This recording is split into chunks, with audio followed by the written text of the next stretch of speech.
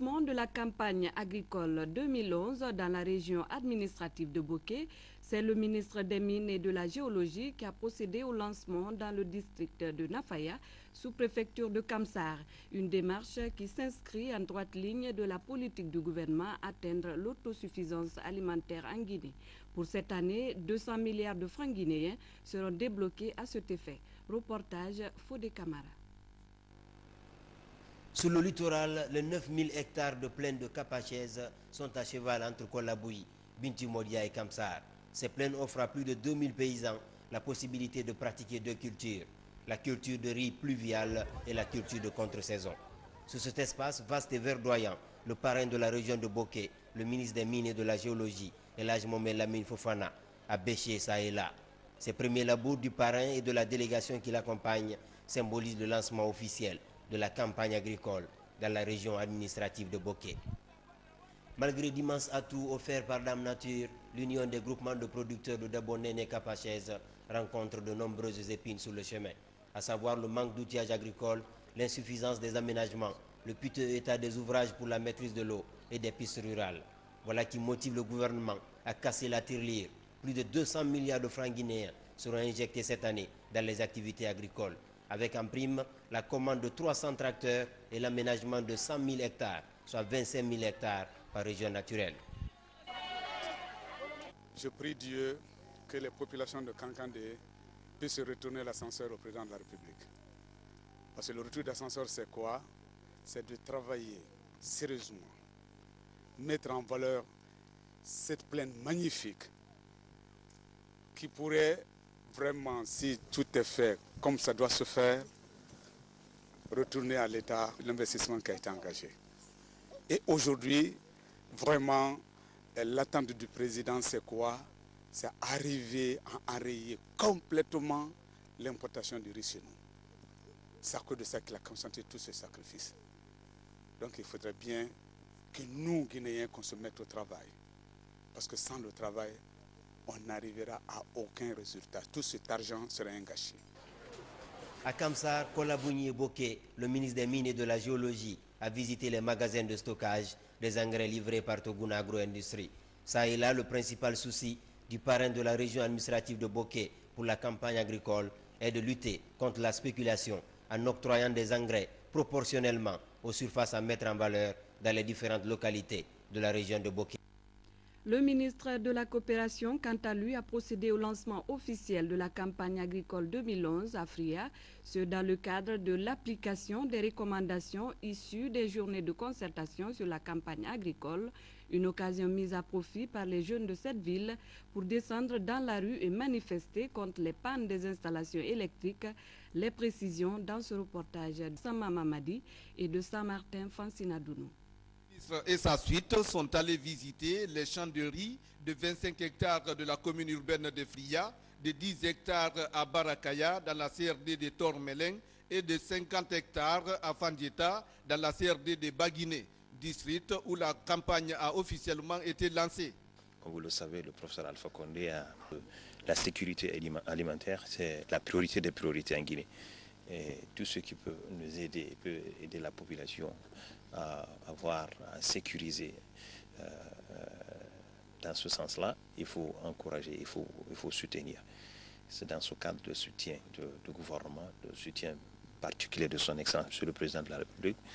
On était là depuis le matin et nous allons continuer à venir visiter de temps en temps. Partout, le ministre a visité les magasins où sont stockés les 98 tonnes d'engrais, dont 65 tonnes de NPK. Certes, une offre de soulagement pour les agriculteurs, mais sur le terrain, quelques difficultés subsistent, notamment le retard dans la réception des autres intrants, comme les semences, les herbicides et les insecticides, chose qui mérite une prise en compte en vue de trouver une solution pour le bonheur des populations de Fria.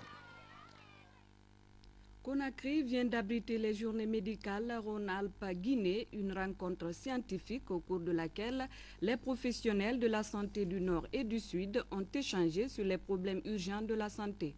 Pour concrétiser cette coopération, un important lot de matériel de prise en charge de la prostate a été offert au service d'urologie de Donka. Sorido Kera signe ce reportage.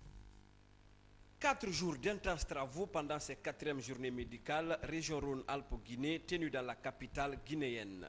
Rencontre scientifique du donner et du recevoir, elle aura permis à cette pléiade de professionnels de santé de la France, de la Guinée et de la sous-région ouest-africaine de lever toutes les barrières de la pratique médicale entre le nord et le sud. Les participants estiment atteindre les objectifs qu'ils se sont préalablement fixés.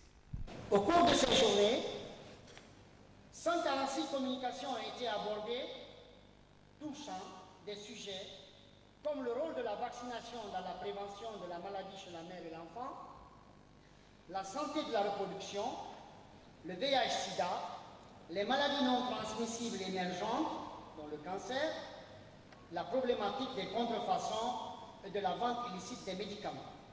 Plus de 400 participants, 136 communications, 2 tables rondes. Organisation jamais égalée depuis l'institutionnalisation de ces journées en 2003. C'est un véritable pari qui semble gagné par le comité d'organisation grâce au soutien moral et financier du gouvernement de la Troisième République. Le comité d'organisation ainsi que France-Guinée Coopération sollicitent l'inscription des journées médicales sur les lignes budgétaires du ministère de la Santé afin d'assurer leur pérennisation. La tenue de ces journées médicales est une action souhaitée, vivement car elle permet d'améliorer les relations de la Guinée dans le domaine des sciences médicales et pharmaceutiques et qui répond à un souci de notre gouvernement. Les journées médicales sont une approche et une démarche réaliste qui permettent l'appropriation des nouvelles données scientifiques par vous, les professionnels de la santé, et qui en ont le besoin, mais également contribuent à l'enrichissement de l'éventail de vision des autorités que nous sommes. Loin d'une simple rencontre de propositions stériles, ces 4e journées médicales tiennent déjà leurs promesses. Et l'une des premières structures à bénéficier des effets immédiats est l'hôpital national Ignace Dine à travers son service d'urologie. Cet important matériel de prise en charge de la prostate est l'œuvre de France-Guinée Coopération, partenaire incontournable de l'organisation des journées médicales. Pour un coût estimé à 15 000 €, soit près de 120 millions de francs guinéens, ce résecteur de la prostate et accessoires, premier du genre dans le dispositif sanitaire du pays, devrait apporter une amélioration significative lors des interventions de cette maladie considérée comme un réel problème de santé en Guinée. C'est un matériel qui est extrêmement important dans la mesure où nous sommes une institution de formation et que l'urologie devient de plus en plus endoscopique. En attendant les 5e journées prévues en 2013, d'autres matériels de pointe sont attendus les prochains jours à Conakry. Il s'agit d'un appareil de radiologie et d'échographie qui jusqu'ici reste insuffisant dans nos hôpitaux nationaux, premier maillon de la pyramide sanitaire du pays. Le 3e tour des journées nationales de vaccination contre la poliomyélite a pris fin à Kankan. Dans cette région de la savane, près de 500 000 enfants de 0 à 5 ans étaient concernés par cette campagne. Selon la direction régionale de la santé de Kankan, cette opération est une réussite. Suivez plutôt ce reportage de Fodé Bangali Fofana. La polio est une sale maladie, affirment les spécialistes. Quand l'enfant est atteint par cette maladie, c'est pour toute sa vie. Pour éviter cette infirmité à nos enfants, le gouvernement et ses partenaires potentiels, l'OMS, l'UNICEF, HKI, continuent à organiser des journées nationales de vaccination. Ce vaccin polio est couplé à la vitamine A et au mebendazole. Pour ce 3e tour de l'année 2011, 442 475 enfants de 0 à 5 ans sont concernés pour le vaccin polio dans la région de Kankan. C'est ici, dans la famille de Mamadi Silla, au quartier Briqueterie, non loin du centre de santé d'Alabasekou, que cette campagne de vaccination a été lancée sous la présidence d'honneur du tout nouveau préfet de Kankan. Une occasion pour le directeur régional de la santé de Kankan d'expliquer pourquoi on continue à vacciner. Le poliovirus sauvage continue encore à circuler, pas dans notre pays. Mais dans la sous-région, vous avez en Côte d'Ivoire où il y a eu 3 cas, au Mali il y a eu des cas, au Nigeria il y a eu des cas. Et nous sommes frontaliers à ces pays. Comme nous sommes dans la même sous-région, je pense que c'est pourquoi nous continuons à vacciner. Et pour cette fois-ci, quel que soit le statut de l'enfant et quel que soit son lieu de résidence, les enfants doivent être vaccinés en intégralité. Pour mener à bien cette mission, 904 équipes ont été mobilisées pour sillonner toutes les familles, soit 2712 vaccinateurs à faire le porte-à-porte. Pour les autorités sanitaires de la région, quel que soit le statut vaccinal de l'enfant et quel que soit son lieu de résidence, il doit recevoir ce vaccin. Un motif de satisfaction pour le nouveau préfet de Kankan. Quand nous comparons les temps, nous savons que la médecine a beaucoup évolué. Le personnel de santé a beaucoup travaillé parce qu'autrefois, quand les épidémies tombaient, ça ravageait tous les enfants. Mais ces épidémies sont devenues très rares dans notre cité, dans notre pays. Le Rotaract Club de Conakry, au chevet des orphelins du centre d'Imakane de Tougiwundi, c'est une importante quantité de vivres offerts par l'ONG qui s'investit ainsi dans la promotion de l'enfance déshéritée en Guinée. Reportons-nous. Avec l'appui des bonnes volontés, le ministère délégué aux affaires sociales s'active sur le terrain avec pour souci l'amélioration des conditions de vie des couches vulnérables que sont les enfants et les femmes. Voilà, c'est le Rotaract Club de Conakry qui vient visiter et apporter son appui au centre d'orphelinat d'Imakane à Tougiwundi. Les responsables de cette organisation ont apporté à ces centres des vivres composés de sacs de riz, du sucre, de lait, d'huile et d'autres vivres nécessaires pour l'alimentation saine de ces enfants. Ils leur ont également donné du savon, des habits, des jouets, un poste téléviseur, un lecteur DVD et des films pour leur entretien et leur épanouissement. Par ce geste, le Rotaract Club de Conakry entend redonner espoir aux enfants orphelins de ces centres. Nous prenons un peu de notre temps pour le consacrer à ces enfants. Nous sommes pratiquement des jeunes professionnels, des jeunes étudiants. Nous n'avons pas d'argent, mais nous savons que dans ce monde, il y a des enfants qui souffrent et il faut les aider.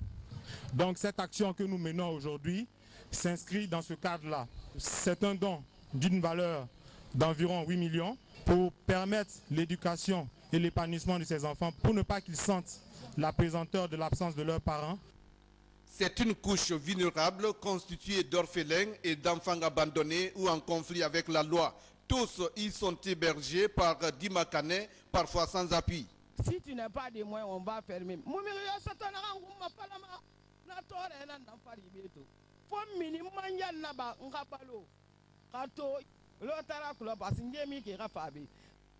Une initiative que le ministre délégué aux affaires sociales a aussi saluée. La portée de ce don est d'autant plus importante qu'elle se situe dans le droit fil des réponses à apporter à la problématique de la lutte contre la pauvreté et l'exclusion qui touche la tranche la plus sensible et vulnérable de la population guinéenne, que sont les enfants en général, les orphelins en particulier. Vous êtes avec les enfants, à plus de 47% de notre population. Avec sa devise « Servir d'abord », le Rotaract Club de Conakry entend poursuivre sa mission, celle d'améliorer les conditions de vie des orphelins de quelques centres d'accueil de Conakry en vue de lutter contre la pauvreté en Guinée.